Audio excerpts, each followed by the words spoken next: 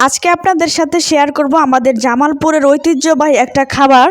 সেটা হচ্ছে যে মেন্দা বা মিল্লি। এটা বলা যায় যে আমাদের জামালপুরের হচ্ছে যে 100 বছরের ঐতিহ্যবাহী একটা খাবার। বেশিরভাগ ক্ষেত্রেই দেখা যায় যে যদি কোনো মানুষ মারা যায় অথবা যে কোনো বাচ্চার আকিকার সময় এই মেন্দা বা মিল্লি রান্না করা হয় আমাদের জামালপুরের। তবে বেশিরভাগ লোকই মানে আর কি বাংলাদেশের বিভিন্ন জেলার লোকই এই খাবারটাকে আপনারা হয়তো বা চিনবেন না। প্রত্যেকটা জেলারই এক একটা করে ঐতিহ্যবাহী খাবার থাকে, ঠিক সেরকম জামালপুরের ঐতিহ্যবাহী খাবার হচ্ছে এই মিল্লি বা মেন্দা। তো সম্পূর্ণ রেসিপি চলুন আপনাদের সাথে শেয়ার করা যায়। এই মিল্লি বা মেন্দা রেসিপিটা ট্রাই করার জন্য ফার্স্টে যেটা করতে হবে সেটা হচ্ছে যে প্রথমে আমি পরিমাণ মতো মাংস নিয়েছি, আমি যতটুকু রান্না করবো আর কি ততটুকুই। এরপর হচ্ছে যে সমস্ত ধরনের মশলা, মরিচ, হলুদ, ধনিয়া, জিরার গুঁড়া, গরম মশলার গুঁড়া, পেঁয়াজ রসুন বাটা, আদা বাটা, তারপর সব কিছু সমস্ত ধরনের মশলাগুলোকে দেওয়ার পর আমি কয়েকটা আস্ত মশলাও দিয়েছি। দেওয়ার পর এটাকে খুব ভালোভাবে মাখিয়ে নিতে হবে। আর এই মাখানোটাকে প্রচুর পরিমাণে ভালোভাবে মাখাইতে হবে। আপনি যত মাখবেন তত মশলাগুলো হচ্ছে যে মাংসের গায়ে লেগে যাবে আর ফ্লেভারটা ততটাই সুন্দর আসবে। আর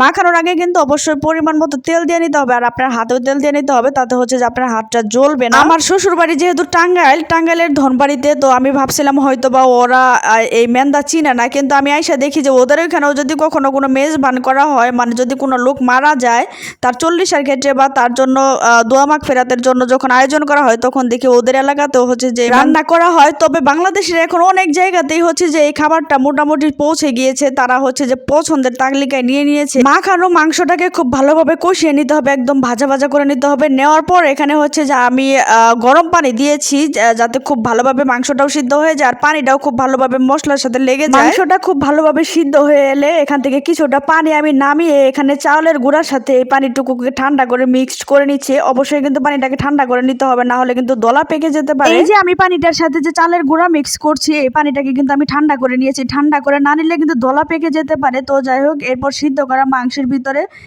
আমি ছেড়ে দিব, এক হাত দিয়ে দিব, আস্তে আস্তে আরেক হাত দিয়ে হচ্ছে যে নেড়ে চেড়ে নিব।